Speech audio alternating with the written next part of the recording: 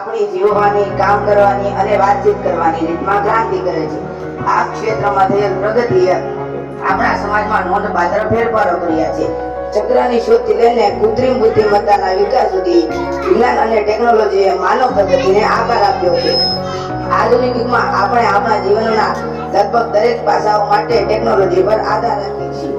Smartphone અને internet દ્વારા communication ત્વરિત બની ગયું છે.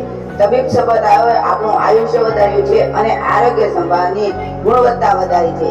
વિજ્ઞાન આપણને આપણી આસપાસની દુનિયાને સમજવામાં મદદ કરી લઈને બાહ્ય અવકાશની વિશાળતા સુધી. વિદ્યાર્થી તરીકે અમારી પાસે પણ આ આકર્ષક ક્ષેત્રોમાં યોગદાન આપવાની તક છે. સ્ટેમ શિક્ષણને અનુસરીને અમે આ નવીનતા બની શકીએ છીએ. ભલે તે આબોહવાના પરિવર્તનનું ઉકેલ શોધવાનું હોય, ટકાઉ ઉર્જા સ્ત્રોતને વિકસવાનું હોય કે બ્રહ્માંડના રહસ્યોની શોધખોળ કરવાની હોય, શક્યતાઓ અનંત છે. ચાલો આપણે વિજ્ઞાન અને ટેકનોલોજીના અજાયબોને સ્વીકારીએ અને આપણી આસપાસની દુનિયાને સકારાત્મક પ્રભાવો પાડવાનો પ્રયત્ન કરીએ.